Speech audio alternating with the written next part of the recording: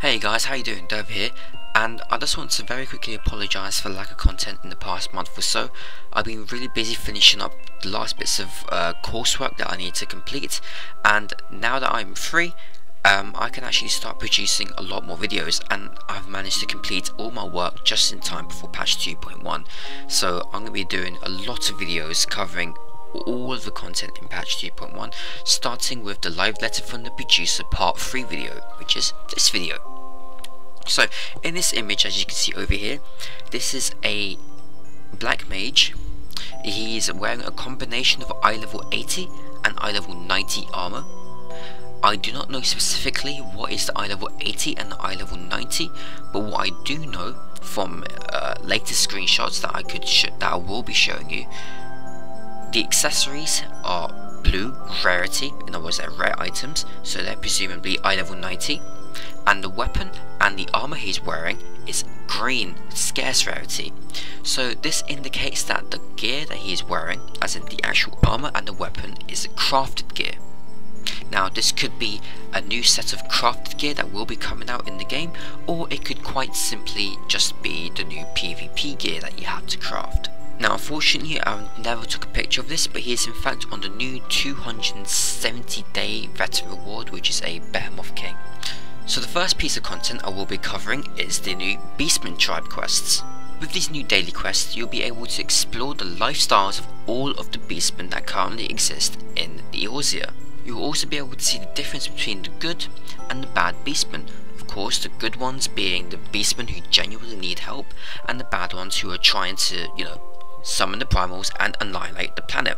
As you do more Beastman daily quests specifically suited towards one certain Beastman, you will eventually gain a rank, and once you gain a specific rank, you'll be able to buy new items and new materials. So, for example, from this shop with the ammo jar, you can actually buy crafting materials for your house. You can even buy behemoth horns, which you can in fact use in Revenant's Toll to go and buy yourself a behemoth helmet, or even the Mogfork, I believe it's called. It's a spear, I believe, for dragoons and lancers. This also means that maybe if you go and do the Slith Beastman Daily Tribe quest, you may also be able to buy Odin mantles, which you can also then go up to Revenant's Toll and buy a full Odin set. You can see that every single one of the Beastman Daily's quest givers have a new icon. It is in fact a refresh button. Now an NPC quest giver with a refresh button means that this type of quest is repeatable. You can repeat this quest every single day. So if you're going around the world and you see a quest giver like this, it means it is a repeatable quest, and once a day you can go and complete this quest. There are no other restrictions to do any of these daily Beastman quests other than the fact that you receive 6 daily Beastman tribe allowances per day. This is exactly like the current leave allowance system that we have, where every single 24 hours you'll be able to get yourself 6 allowance points. As of patch 2.1, you'll only be able to do quests for the ammo jar and the sylphs. In 2.2 however, they will be expanding this, and you'll be able to do quests for the kobolds and the sahagins, as well as increasing your rank and your friendliness towards the Beastmen. Once you complete all these quests, you will also be rewarded experience points, gil, and even tomestones. The amount of tomestones you get from these quests will be completely random. It will be faster to in fact run dungeons instead if you want to max out your myfo cap. And the faster quests will take approximately 7 minutes to complete, whereas the longer ones will take around about 15 minutes. Now on to treasure hunting. Now as you can see in this image, Yoshi P has an item like a bottle inside his inventory. When you get yourself one of these maps, it will first come in a form of a bottle. Now when you open the bottle, you will then actually get your map, and then you can start treasure hunting. Now to obtain these maps, you have to do either one of the 3 gathering professions, which are mining, botany, or fishing. Now please note there is a restriction to how many maps you can get per day, and you can only obtain 1 map every 18 hours, and this restriction applies for all 3 of your gathering professions. Now there are 5 different tiers for the maps. Tier 1 being the easiest, and you can only obtain via doing level 40 mature trees, vegetation patches, mineral deposits, rocky outcrops and fishing holes, and tier 5 being the hardest, where you can only get them from gathering level 50 nodes. Now you can tell the tiers of each map by their names, so they all have time worn as the prefix and map as a suffix.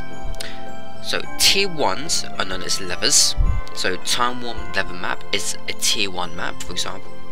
Time worn goat skin map is tier 2, which you can only get from level 45 trees and mining deposits. Tier 3 is known as toad skin.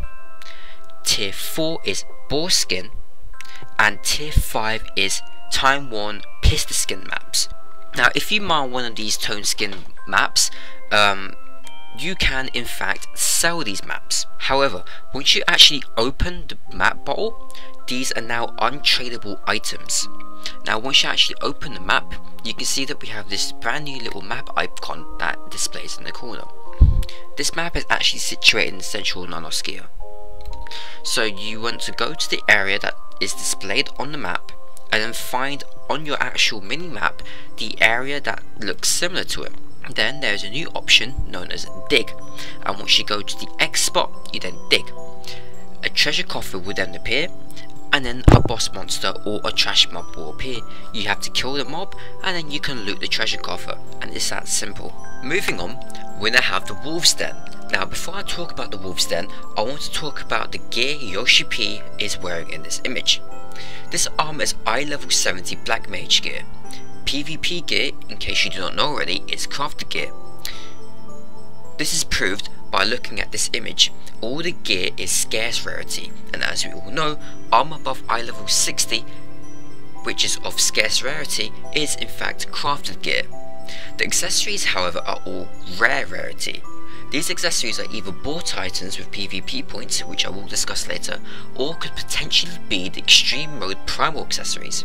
You can meld materia, including advanced materia, to all PvP gear. Morale is a new stat for PvP. In addition to your defensive capabilities like physical and magical defense, morale appears to be a modifier to those two affixes. The more morale you have, the higher the modifier will be for your physical and magic defense. Also, the defense formula is calculated differently in PvP. Yoshi P wants the PvP in this game to be skill based. He states, even if you have eye level 90 gear but do not know how to use the gear effectively with all your skills, it does not mean you will be good and or strong at PvP. You need to know what is going on around you, watching out for stuns and sleeps, good at using camera controls, and knowing when to execute certain debuffs and CC abilities. Positioning for certain abilities, like a Dragoon's Impulse Drive, will still be there for all abilities. You can, however, in case you've not done this during solo PvE before, stun your opponents so they are immobilized, and then use your positioning skill to get the full effect. There are PvP abilities, however, such as one named Impulse Rush, which is a Dragoon Lancer only ability, which removes the positioning requirements for 10 seconds. Distance also affects PvP, so for bards and archers, the further away you are from your target, the less overall damage you will deal. This is to balance out the advantageous kiting abilities of the bard. So far, for patch 2.1, we will only have 4v4 PvP arena. Yoshi P said that he wants to monitor the meta for PvP is turning out. If it's turning out to be very strong competitive meta, then Yoshi P will introduce 8v8s and develop larger maps to support these 8v8 arena matches. As for how wins and losses are decided, it appears PvP follows a knockout system. First team to go down loses. Now then, it doesn't matter if your team wins or loses, you will still get PvP points or AP points, action points, as they're called, and ranks. You can purchase PvP gear with AP, as well as craft it, and also purchase PvP abilities with these AP. PvP abilities will also have their own skill tree almost. Each PvP ability can receive 3 upgrades. These upgrades can do anything from lowering the recast time, increasing damage or CC duration, or gives a new additional effect. You can only upgrade already known abilities with your AP. When you're in the arena, just like previously stated in I believe I believe it was live letter 9, no names are shown on top of a player's head. Instead, they will be renamed to different types of meat. This is to tie in with the theme of a wolf who is hungry for fresh blood or fresh meat. It is easier to say players' names this way and eliminates any pronunciation difficulties when the players decide to make names to confuse the enemy. Now, there are a few games where people decide to make really confusing names, such as, Z7Z7Z7 or MNMNMN or ILIL, and names like those really do confuse other players. So I believe this is a really good thing that they are doing to eliminate this entire confusion that a lot of people do have with PvE. Sometimes people like to make tongue twisters as their name to make it really difficult for the opponent to go ahead and start picking around and say, hey, go on this player name, for example. But this does not eliminate the theme of making a name for yourself in PvP. The battle log will still record all players' names that are participating in the PvP arena. So there is still a form of identity, so you can go and reach out to your opponent in the future or after the fight. This is a very good decision in my opinion, as identity is a very powerful thing in PvP, especially if Final Fantasy XIV decides to go and venture into the esports realm. We also have a tiny bit more information regarding the eye level 90 weapon that we can obtain during the extreme mode primals.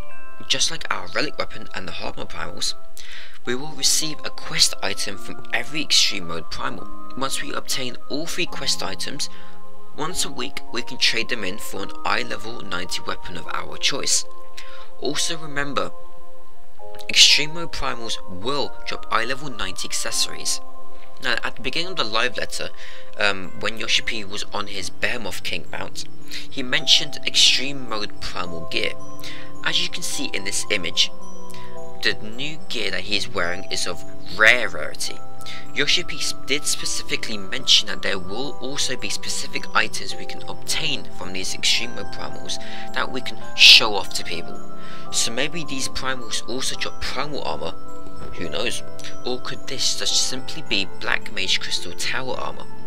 I'll leave that one for you guys to decide for yourselves. Now I'll discuss the party recruit system. In case you don't know what this is, in patch 2.1 we will have a new feature where we can search for players or find parties for specific content. This is to clear all of the looking for group spam that is currently in Revenant's Toll or around other cities such as Limsa Lomissa or New Gardania. When you open up the party recruitment, you will be able to see a list of the current looking for members parties. When you click on one of these parties, you will see what the title is, the remaining time for the search of the party, the type of content you'll be running, and extra specific details, as well as the roles and jobs that currently have not been taken up. This exact party recruit is for the Praetorium. It states that the party leader is looking for players to help and that there is no gear restrictions. You can see that the BLM icon is currently ticked. This is because the BLM role for this party recruitment has already been taken up. If you click on a role or job icon that has not been taken up yet, it will automatically add you into the party. You can even click on the player's name and it will let you PM the party leader. Now this is the form for submitting a looking for member party recruitment post. The first thing you will see is a drop down box. You click on the drop down box and you can select the type of content that you will be running, whether it be dungeons, primals, guild hests, PvP, treasure maps and many others. You can then select roles or specific job requirements you are looking for, party size and language. There's even a checkbox for skip cutscenes, and I know a lot of people will be happy about that. Once you posted your party recruit, it will be up for 1 hour. If the party is not formed within 1 hour, the post will close and the party will be disbanded. Now Yoshi P did also mention player housing, specifically the costs for player housing. The housing estates have different tiers, ranging from 1st to 5th class estates, as well as plot size. Also, the prices for a plot of land is different per server.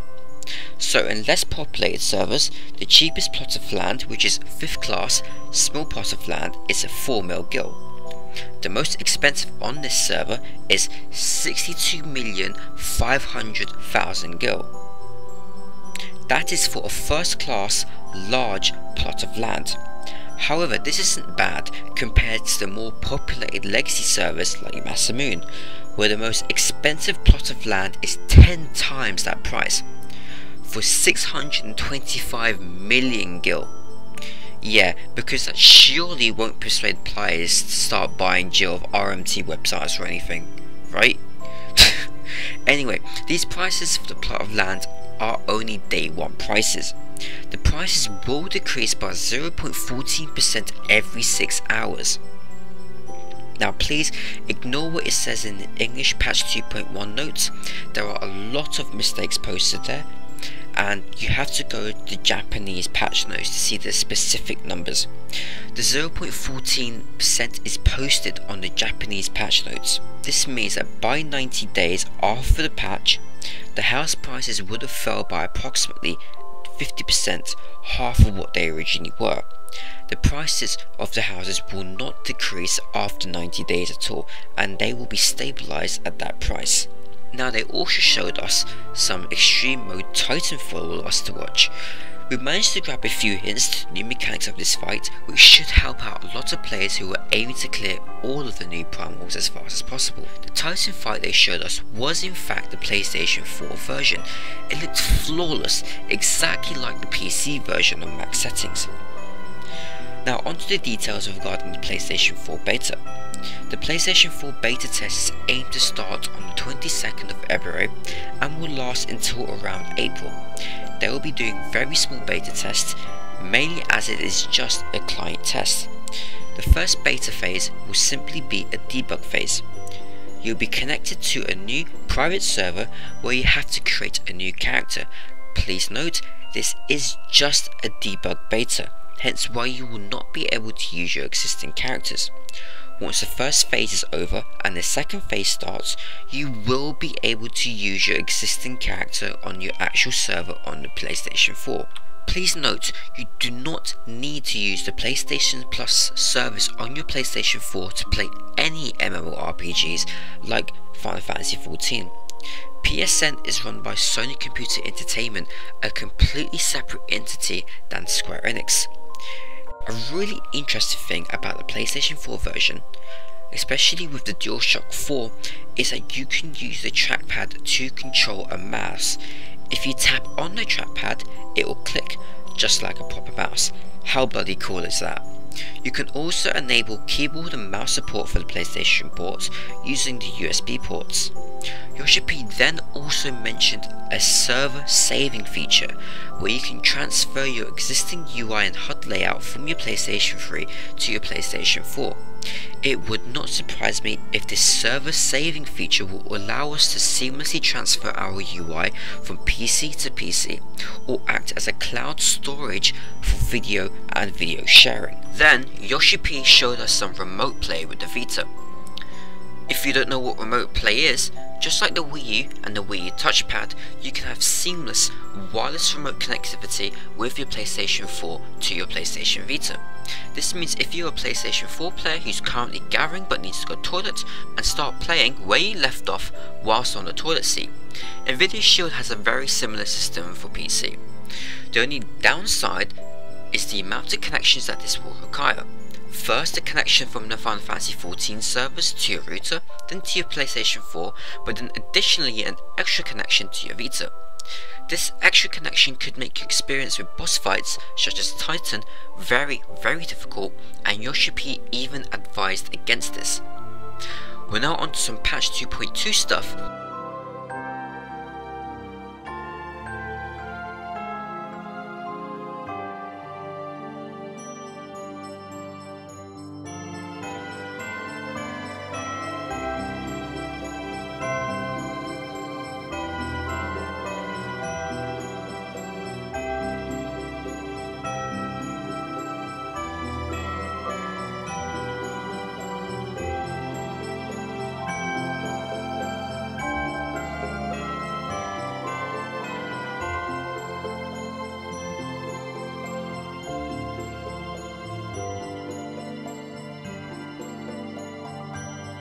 The image of the chocobo carriage is concept for in-game marriage. They have many different themes that they're aiming for with marriage, such as involving the sanctum of the 12.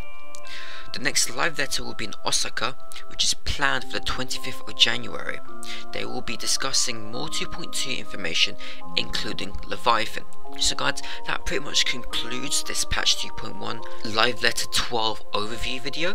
So I hope you guys have enjoyed watching this video, and please stay tuned for a lot more videos, because I'll definitely be making another video very soon. So once again, thank you for watching, take care, and I'll see you guys next time.